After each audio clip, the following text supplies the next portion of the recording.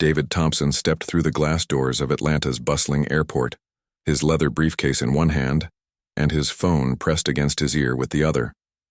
The digital clock on the wall showed 9:47 p.m., and his flight was scheduled to depart at 11:15. He had barely made it. "Yes, I understand the urgency," David spoke into his phone, his voice calm despite the chaos around him. "I'll be there first thing in the morning. The Chicago office needs answers, and they'll get them." At 42 years old, David had worked his way up through the aviation industry for nearly 2 decades. Starting as a junior analyst at Continental Airlines, he now held the position of Senior Vice President of Operations, overseeing partnerships with dozens of smaller airlines across the country. His colleagues respected him. His decisions affected thousands of employees, and his recommendations could make or break airline partnerships worth hundreds of millions of dollars. But tonight, none of that mattered. Tonight, he was just another tired businessman trying to catch a late flight. The airport was surprisingly busy for a Tuesday evening. Families hurried past with rolling suitcases, business travelers typed frantically on laptops while waiting in line, and flight announcements echoed through the terminals every few minutes. David navigated through the crowd with practiced ease, his tall frame moving confidently toward the departure gates. He had originally planned to take one of Continental's corporate jets to Chicago, but a last-minute mechanical issue had grounded the aircraft. His assistant had quickly booked him on Skylink Airways, a regional airline that Continental had recently partnered with. It wasn't his first choice, but it would get him to Chicago in time for the emergency board meeting that had been called just hours earlier. Flight 847 to Chicago O'Hare, now boarding all passengers, came the announcement over the intercom. David quickened his pace, pulling his boarding pass from his jacket pocket. First class, seat 2A. He had been flying first class for years now, not out of luxury but out of necessity. The extra space allowed him to work during flights, taking calls and reviewing documents that required his immediate attention. His company covered the expense, understanding that his productivity during travel was essential to their operations. As he approached the gate, David noticed the Skylink Airways staff seemed particularly busy. 2 flight attendants were having an animated conversation near the boarding counter, occasionally glancing at the passengers waiting to board. The lead flight attendant, a woman in her 50s with perfectly styled blonde hair and a rigid posture, appeared to be giving instructions to her younger colleague. Her name tag read Patricia, and she carried herself with the authority of someone who had been in the airline industry for many years. David handed his boarding pass to the gate agent, a young man who barely looked up as he scanned the barcode. "Have a pleasant flight, sir," the agent said automatically, already reaching for the next passenger's documents. Walking down the jet bridge, David could feel the day's exhaustion settling into his shoulders. It had been a particularly challenging week. Continental was in the middle of negotiating several major partnership deals, and as the head of operations, David was responsible for ensuring that every detail met the company's high standards. The Chicago meeting had been called because one of their partners was facing serious operational issues, and David's expertise was needed to determine whether Continental should continue the relationship or cut ties entirely. He stepped onto the aircraft and was greeted by Patricia, who gave him a quick professional smile. "Welcome aboard," she said, though her eyes seemed to linger on him longer than usual. David nodded politely and made his way to his seat. The first-class cabin was small, with only 8 seats arranged in a 2x2 configuration. David settled into 2A, a window seat that would allow him to work without being disturbed. He pulled out his laptop and began reviewing the documents his assistant had sent him earlier that evening. The numbers weren't good. The partner airline they were meeting about had been struggling with customer complaints, operational delays, and what appeared to be some serious management issues. As more passengers boarded, David noticed Patricia whispering with another flight attendant, a younger woman who kept glancing in his direction. Their conversation seemed intense, and David couldn't help but wonder what was so important that it required such secretive discussion. He had seen similar behavior before on other flights, usually when there was a problem with the aircraft or a difficult passenger, but nothing seemed out of the ordinary tonight. A businessman in his 60s took the seat across the aisle, nodding briefly at David before burying himself in a financial newspaper. Behind them, a woman in her 30s settled into her seat with a small carry-on bag and immediately put on noise-canceling headphones. The cabin was filling up, but the atmosphere remained calm and routine. David's phone buzzed with a text message from his assistant. Chicago office confirmed the meeting for 8 a.m. Hotel reservation is under your name at the Marriott downtown. All documents have been uploaded to the secure server. He typed back quickly, "Thank you. See you when I return tomorrow evening." The engines started with their familiar low rumble, and David felt the slight vibration that always preceded takeoff. He had flown thousands of miles over the years, enough to know every sound and sensation of commercial aviation. Flying had become as routine as driving to work, but he never lost his appreciation for the complexity of getting hundreds of people safely from one city to another. Patricia's voice came over the intercom, beginning the standard safety demonstration. David half listened while continuing to work on his laptop, occasionally glancing out the window at the ground crew preparing the aircraft for departure. The safety video played on the small screens embedded in each seat, showing the usual instructions about seat belts, oxygen masks, and emergency exits. As the plane taxied toward the runway, David reflected on how different his life had become since starting at Continental. 20 years ago, he had been a young analyst eager to prove himself in an industry that didn't always welcome people who looked like him. He had faced his share of challenges and obstacles, but his dedication and expertise had eventually earned him the respect of his colleagues and superiors. The aircraft paused at the end of the runway, engines building to full power. David saved his work and closed his laptop, knowing that takeoff required his full attention for safety reasons. He looked out the window at the lights of Atlanta falling away below them, unaware that this routine flight would soon become anything but routine. In the galley behind first class, Patricia was having another quiet conversation with her colleague. Their voices were too low for passengers to hear, but their body language suggested they were discussing something significant. The younger flight attendant looked uncertain, occasionally shaking her head, while Patricia seemed to be insisting on something with increasing urgency.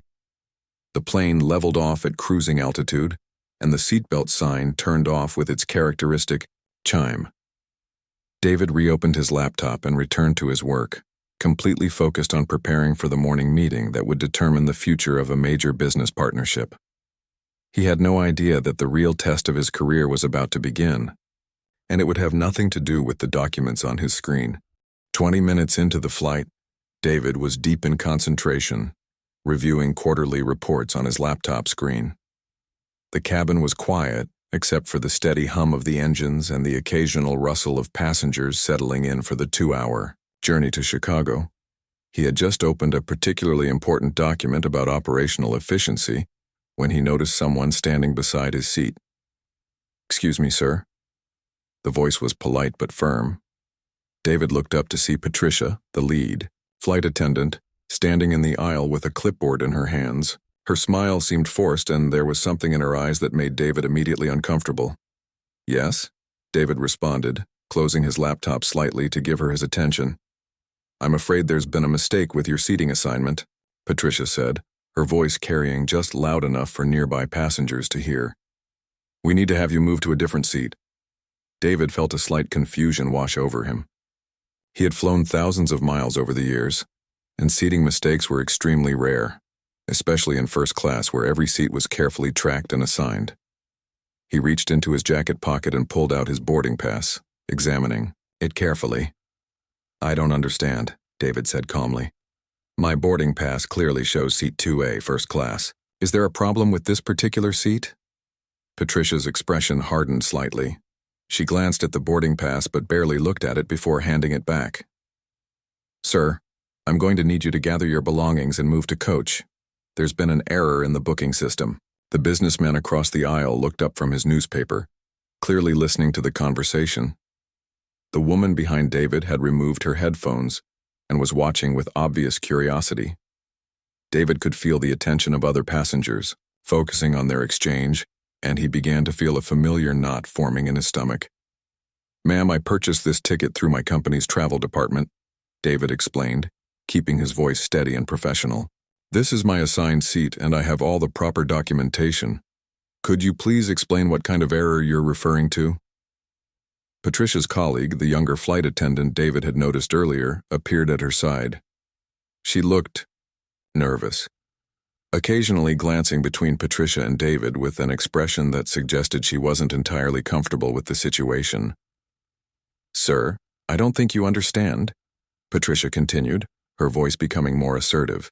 "Someone of your profile doesn't typically purchase first-class tickets. We've had issues in the past with passengers who upgrade themselves without proper authorization." The words hit David like a physical blow. In that moment, he understood exactly what was happening. This wasn't about a booking error or a seating mistake. This was about the color of his skin and the assumptions Patricia was making based on his appearance. David took a deep breath, drawing on years of experience dealing with similar situations in boardrooms and business meetings. He reached into his briefcase and pulled out his Continental Airlines corporate identification card, along with his business cards and company credit card. "Ma'am, I think there's been a serious misunderstanding," David said, his voice remaining calm despite the anger building inside him. "I'm David Thompson, Senior Vice President of Operations for Continental Airlines. This ticket was purchased by my company for business travel. Here's my identification." Patricia barely glanced at the credentials before dismissing them with a wave of her hand. "Sir, anyone can print fake business cards. We've seen this before. I'm going to have to insist that you move to your proper seat in coach, or we'll have to involve the captain." The other passengers were now openly staring. David could see phones being discreetly pulled out, and he realized that this humiliating scene was likely being recorded. The businessman across the aisle leaned forward slightly, his expression showing a mixture of discomfort and disbelief at what he was witnessing. "I would very much like to speak with the captain," David said firmly. "I think once he understands the situation, we can clear this up quickly." "The captain is busy flying the aircraft," Patricia replied curtly, "but I can assure you that he supports my decisions regarding passenger seating and behavior." The younger flight attendant shifted uncomfortably and whispered something to Patricia, but the lead attendant shook her head dismissively. David caught fragments of their exchange, something about company policy and making sure. "Sir, I'm going to give you one more opportunity to move to coach voluntarily," Patricia announced, her voice now loud enough for the entire first-class cabin to hear clearly. "If you refuse to comply, I'll have no choice but to treat this as a security issue." David felt the eyes of every passenger in the cabin watching him. Some looked sympathetic, others appeared confused, and a few seemed to be enjoying the drama. He thought about his options carefully. He could continue to argue, potentially escalating the situation further, or he could comply with the demand and deal with the consequences later. But something inside him refused to back down. He had worked too hard and come too far to be treated this way. More importantly, he knew that giving in to this kind of behavior would only encourage it to continue. "Ma'am, I paid for this seat. I have proper documentation, and I am a senior executive with the airline industry," David said, his voice remaining steady but gaining strength. "I will not be moving from my assigned seat based on your assumptions about who I am or what I can afford." Patricia's face flushed with anger. She turned to her colleague and spoke in a harsh whisper that was still audible to nearby passengers. "Call the captain. Tell him we have an unruly passenger in first class who's refusing to follow crew instructions." But Patricia, the younger attendant began, looking increasingly uncomfortable.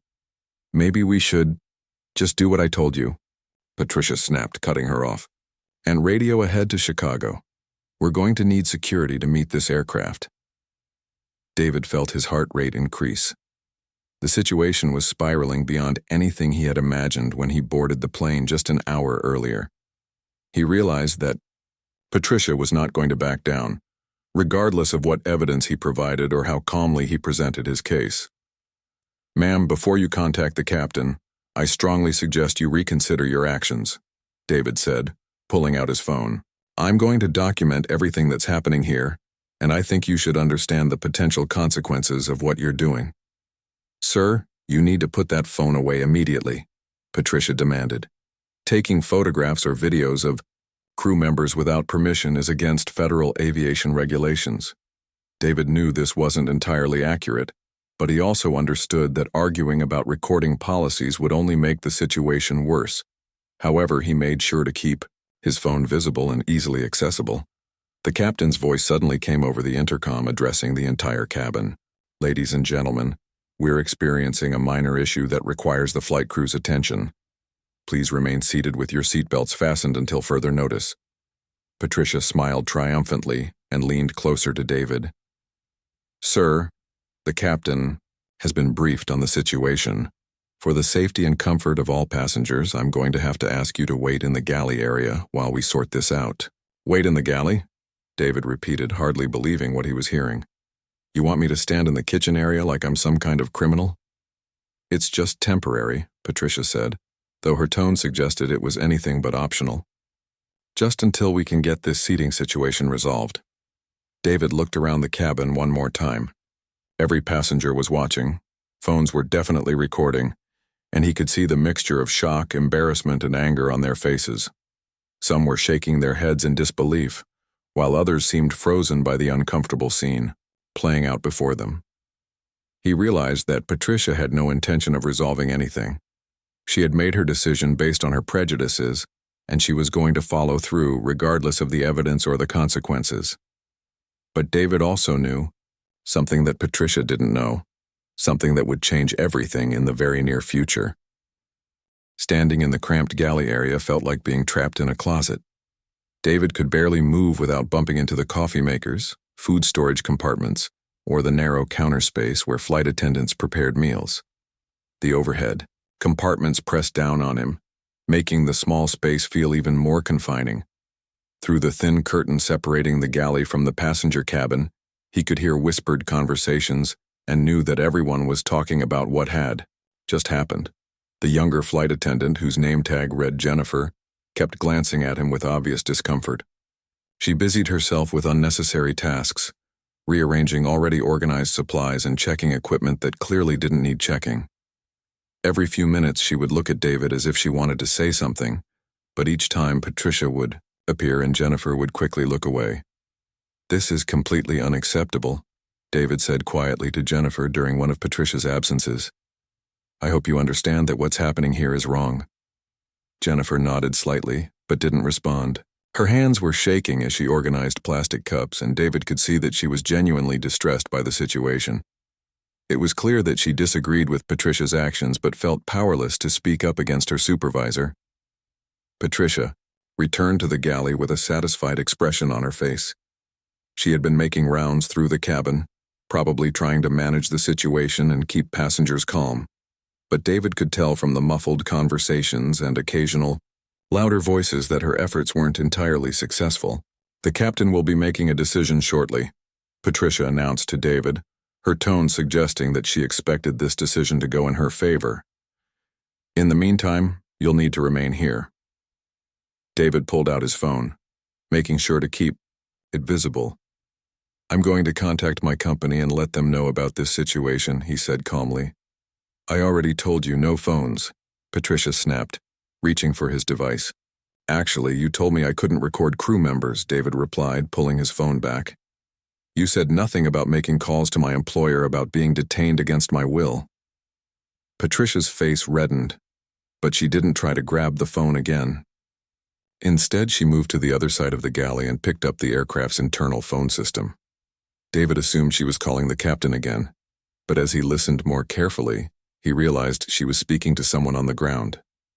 "Yes, this is Flight 847, Patricia said into the phone, her voice low but still audible in the small space.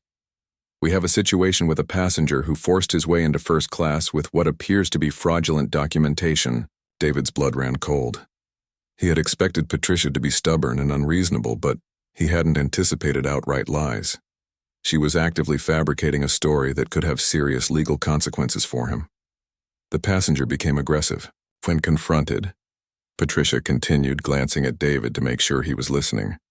He refused to move to his assigned seat and made threats against the crew. "I recommend that security meet the aircraft and that this individual be placed on our airline's no-fly list immediately." David's hands were trembling with anger, but he forced himself to remain calm. He discreetly activated his phone's recording app, making sure to capture Patricia's conversation. Every word she spoke was a lie, and he now had evidence of her deliberate attempt to destroy his reputation and potentially have him arrested. "Yes, I understand the seriousness of the situation," Patricia continued. "This type of behavior cannot be tolerated. The passenger appears to be intoxicated or under the influence of something, which would explain his irrational actions and false claims about being an airline executive." The accusation of drug or alcohol use was the final straw. David had maintained his composure throughout the entire ordeal, but hearing Patricia invent increasingly serious charges against him pushed him to his limit. He stepped closer to her, making sure his phone was positioned to capture both sides of her conversation.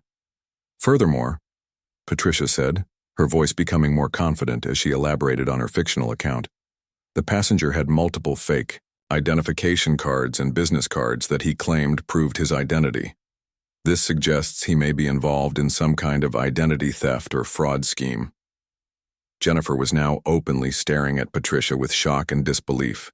Even she seemed surprised by how far her supervisor was willing to go with these false accusations. She caught David's eye and mouthed the word sorry, but David was too focused on recording Patricia's conversation to acknowledge her apology. "I recommend a full investigation," Patricia concluded. "This individual should not be allowed to fly on any commercial aircraft until we can determine his real identity and intentions." She hung up the phone and turned to David with a smug expression. "Well, that's settled. Security will be waiting for you when we land in Chicago, and Skylink Airways will be conducting a full review of your behavior tonight. I hope you enjoyed your brief time in first class because it will be your last." David looked at his phone screen, confirming that he had recorded the entire conversation. Patricia had no idea that her fabricated story was now documented evidence that would completely destroy her credibility and expose her discriminatory actions. "Ma'am," David said quietly, his voice steady despite the anger coursing through him, "I want you to know that I've recorded everything you just said to ground control." Patricia's confident expression faltered for just a moment. "Recording crew, members is against regulations," she said, but her voice lacked the authority it had carried throughout the evening. "Actually, documenting false accusations and potential criminal conspiracy is not only legal but necessary," David replied. "And I think you should know that every word you just spoke was a lie that can be easily disproven." Patricia regained her composure quickly. "It's your word against mine, and I'm a 20-year veteran of this industry. No one is going to believe some random passenger over an experienced flight attendant." David smiled for the first time since the ordeal began. "You're right about one thing. This will come down to credibility, but you've made one very serious mistake." "And what's that?" Patricia asked mockingly. "You assumed you knew who I was based on how I look," David said. "But you never actually bothered to find out." While Patricia processed this statement, David quickly typed a text message to his assistant. "Emergency situation on Skylink Airways Flight 847. Being detained by crew on false charges. Need legal team and company executives to meet aircraft at O'Hare immediately. Situation involves discrimination and defamation. Will explain upon landing." He sent the message and immediately followed it with another text to Continental Airlines, emergency contact line, a number reserved for situations that could affect the company's operations or reputation. Within minutes, his phone was buzzing with return messages from his assistant, the company's legal department, and even the chief operating officer, who had been contacted at home. Patricia watched David's phone activity with growing concern. The steady stream of incoming messages and calls suggested that he had more resources and connections than she had assumed, but she had gone too far to back down now. "It doesn't matter who you think you are," Patricia said, though her voice sounded less certain than before. "You're still going to face the consequences of your behavior tonight." Jennifer had been listening to the entire exchange, and David could see that she was becoming increasingly uncomfortable with Patricia's actions. She kept looking between them as if she wanted to intervene but didn't know how. The captain's voice came over the intercom again. "Ladies and gentlemen, we're beginning our descent into Chicago O'Hare International Airport. Please return to your seats and prepare for landing. Patricia smiled triumphantly. Time to face the music, she said to David. I hope you have a good lawyer. David looked at his phone, which was still receiving messages from Continental Airlines executives and legal team members. His assistant had already arranged for company representatives to meet the flight, and the legal department was preparing for what they were calling a significant incident involving discrimination and false imprisonment. Actually, David said, calmly, I think you're the one who's going to need a lawyer. The plane touched down at Chicago O'Hare with a gentle bump, and David felt his heart racing as the aircraft taxied toward the gate. Through the small galley window, he could see the terminal lights growing brighter as they approached. Patricia stood beside him with her arms crossed, clearly pleased with how she had handled the situation. I hope you enjoyed the flight, Patricia said with obvious sarcasm, because this is where your little charade ends. David remained silent, checking his phone one more time. His assistant had sent several updates confirming that Continental Airlines' legal team was already at the airport, along with 2 company executives who had rushed from downtown Chicago after receiving the emergency alerts. The messages also indicated that airport security had been briefed on the actual situation, not Patricia's fabricated version. The plane came to a complete stop at the gate, and the seatbelt sign turned off with its familiar chime. Patricia immediately picked up the intercom microphone to address the passengers. Ladies and gentlemen, please remain seated while we handle a security situation. We ask for your patience as airport authorities board the aircraft to address an issue with one of our passengers. David could hear murmurs from the passenger cabin. Many of them had witnessed the entire confrontation and were probably confused about why security was being called for someone who had remained calm and professional throughout the ordeal. Within minutes, David could hear footsteps coming down the jet bridge. Patricia straightened her uniform and put on her most professional expression, clearly preparing to give her version of events to the authorities. Jennifer stood nearby, fidgeting with her hands and looking increasingly nervous. This way, officers, came a voice from the front of the aircraft. The situation is in the galley area. David was surprised to see not just airport security, but also 2 people in expensive business suits who were clearly not law enforcement. Patricia seemed confused by their presence but maintained her confident demeanor. Officers, thank you for responding so quickly, Patricia began, launching into her prepared speech.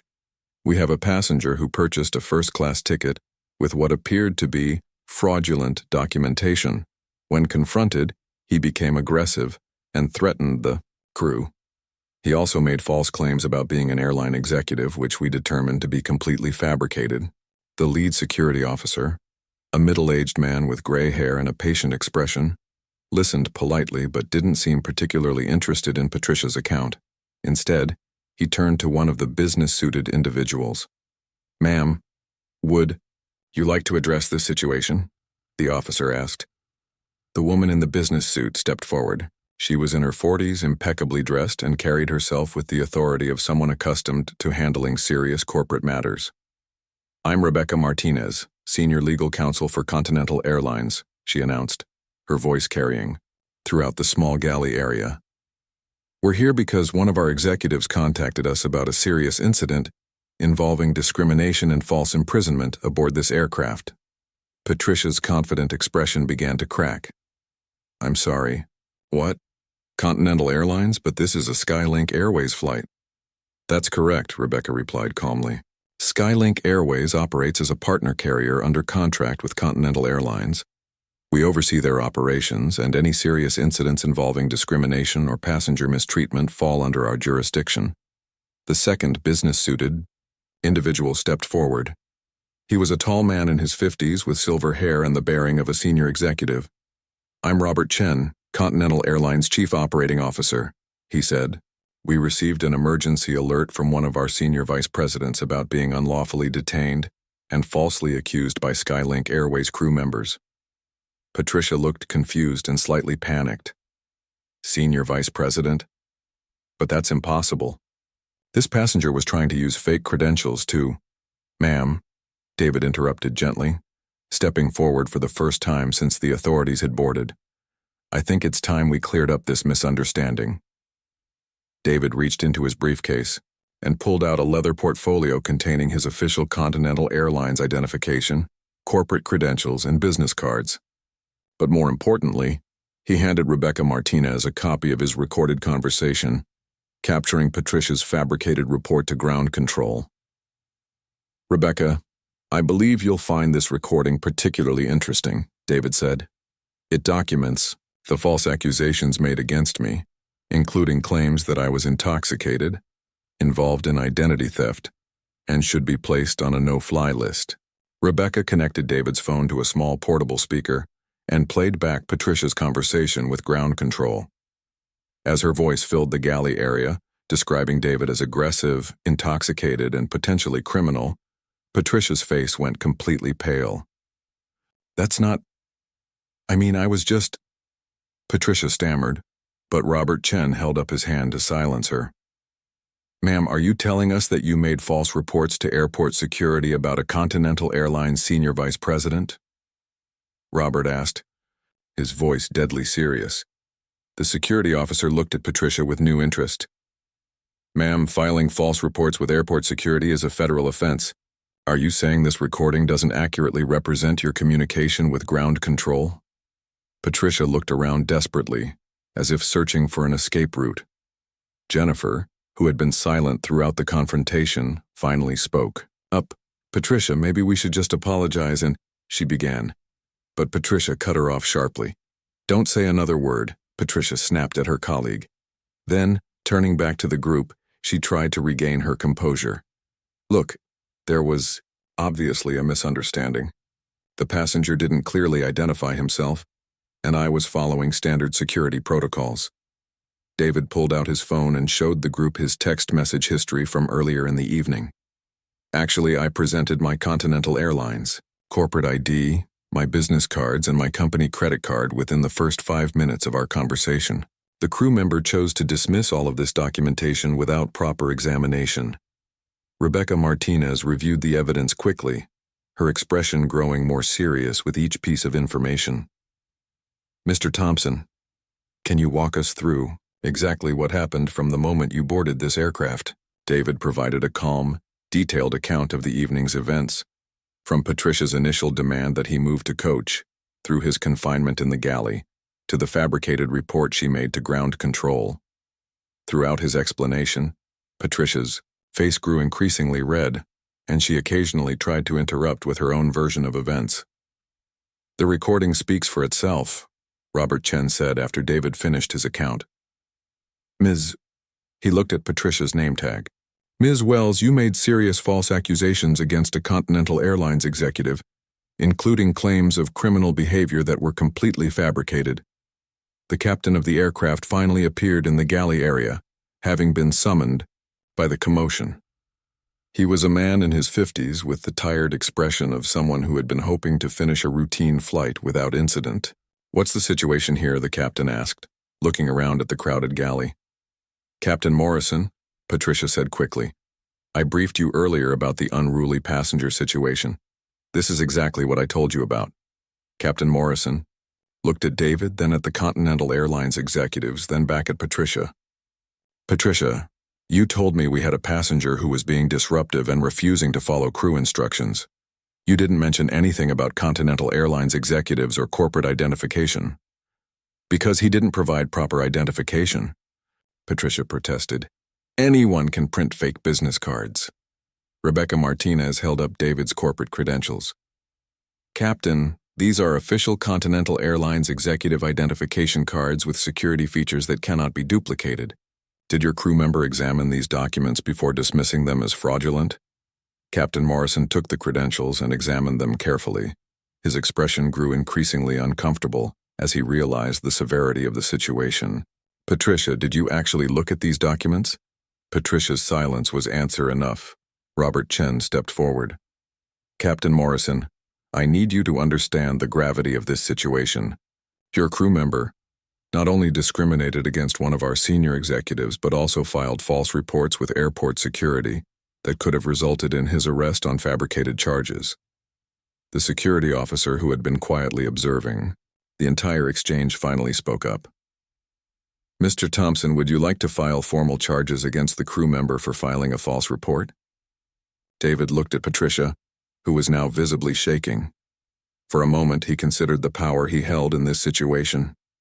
He could destroy her career, have her arrested, and ensure she never worked in the airline industry again. But he also thought about the bigger picture and the message this incident could send. "Officer, I'll be discussing that with my company's legal team," David said calmly. "But right now, I think we need to focus on making sure this kind of discrimination never happens again." Rebecca Martinez nodded approvingly at David's response, then turned to Patricia. "Ms. Wells, you should know that Continental Airlines will be conducting a full investigation into this incident."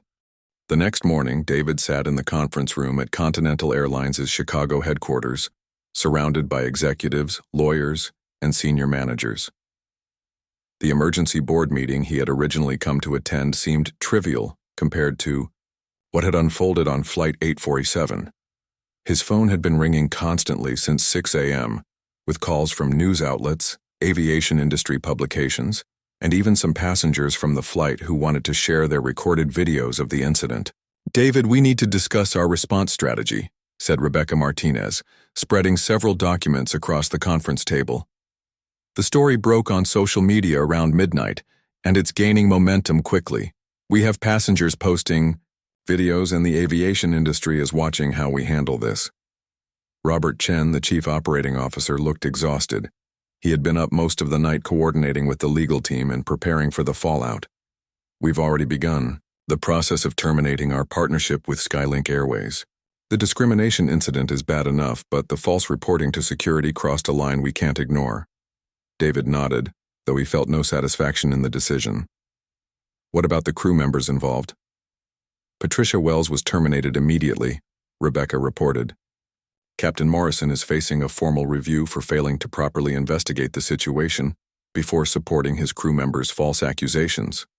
Jennifer Hayes, the junior flight attendant, is being retained but will undergo additional training on discrimination policies." The room fell silent for a moment as everyone processed the magnitude of the consequences. A 20-year airline industry veteran had lost her career overnight, and a regional airline was about to lose its most important business partnership. "Sir," said David's assistant, entering the room with a tablet in her hands, "the media requests are getting overwhelming. CNN, Fox News, and 3 aviation trade publications are asking for interviews. Social media is calling it one of the most clear-cut cases of airline discrimination they've ever seen." David rubbed his temples, feeling the weight of suddenly becoming the center of a national conversation about discrimination in air travel. This wasn't the kind of attention he had ever wanted, but he understood that his story could make a real difference. "There's something else," Robert added, pulling up an email on his laptop.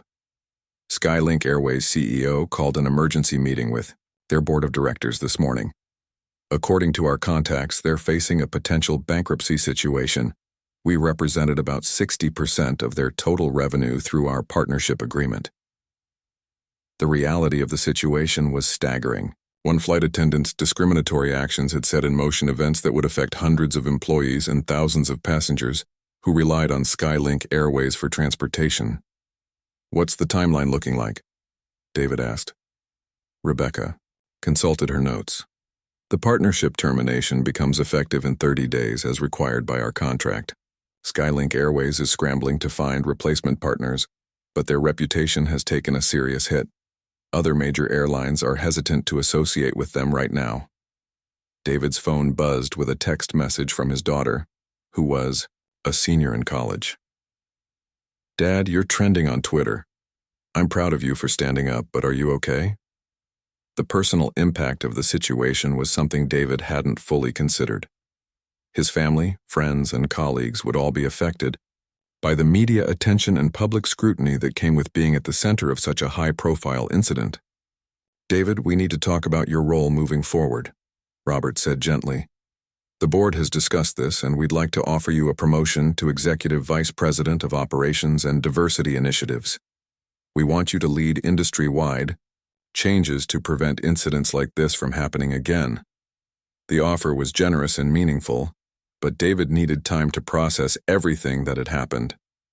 24 hours earlier, he had been a successful but relatively private executive. Now he was being offered a platform to create systemic change in an industry that clearly needed it. "There's more," Rebecca added. "We've been contacted by the NAACP, the Congressional Black Caucus, and several civil rights organizations. They want to work with us on developing new training programs and policies for the entire aviation industry." David looked out the conference room window at the Chicago skyline, thinking about the broader implications of what had started as a simple business trip. The incident with Patricia had revealed problems that went far beyond one flight attendant's prejudices.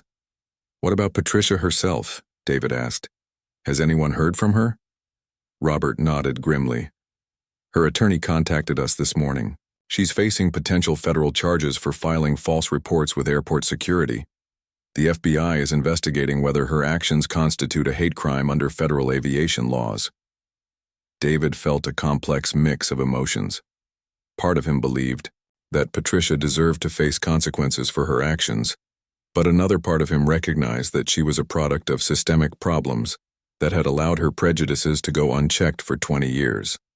"I want to make something clear," David said, addressing the room. "This isn't just about punishing one person or one airline. If we're going to make real changes, we need to look at the entire culture of the aviation industry." Rebecca smiled approvingly. "That's exactly what we were hoping you'd say. We're proposing a comprehensive program that includes mandatory bias training for all airline employees, new policies for handling discrimination complaints, and regular audits of customer service practices." David's assistant returned to the room with more updates. "Sir, I have Skylink Airways CEO on the phone. He's requesting a personal meeting with you to discuss the situation." The request surprised everyone in the room. Most expected Skylink Airways to distance themselves from the incident, not seek direct contact with David. What could he possibly want to discuss? Robert wondered aloud. David considered the request carefully. "Set up the meeting. I want to hear what he has to say." 3 hours later, David sat across from James Wilson, CEO of Skylink Airways, in a private meeting room at O'Hare Airport. Wilson looked like a man who hadn't slept in days, with dark circles under his eyes and a rumpled suit that suggested he had been in crisis meetings since the incident broke. "Mr. Thompson, I want to start by offering you a sincere personal apology," Wilson began. "What happened to you on Flight 847 was completely unacceptable and goes against everything our company is supposed to stand for." David listened carefully, trying to gauge whether Wilson's apology was genuine or simply damage control. "I've terminated Patricia Wells, and we're conducting a full review of our training programs and hiring practices," Wilson continued. "But I know that's not enough. The truth is, your incident has forced us to confront some uncomfortable realities about our company culture." "What kind of realities?" David asked. Wilson pulled out a folder filled with documents. "We conducted an internal review of customer complaints over the past 5 years. The patterns are disturbing. Passengers of color, particularly black passengers, file discrimination complaints at a rate 3 times higher than white passengers. Somehow, we never connected the dots until now." The admission was significant. Wilson was acknowledging that Patricia's behavior wasn't an isolated incident, but part of a larger problem within his airline. "Mr. Thompson, I know we're losing our partnership with Continental, and I understand why," Wilson said. "But I'm hoping you might consider working with us to fix these problems instead of just walking away." David was surprised by the request. "What exactly are you proposing?" "Hire you as a consultant to overhaul our entire customer service and training programs," Wilson said. "Help us become the kind of airline that prevents incidents like this instead of causing them." The offer was unexpected and complex. Working with Skylink Airways could provide David with an opportunity to create meaningful change, but it would also mean working with the same company that had just humiliated him. "I need to think about this," David said carefully. "But I appreciate that you're willing to admit there are problems that need fixing." 6 months later, David stood at a podium addressing the International Aviation Customer Service Conference.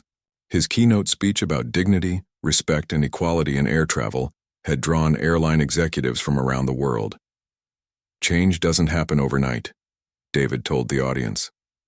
But it starts with acknowledging that every passenger deserves to be treated with respect, regardless of their appearance, background, or assumptions about what they can afford.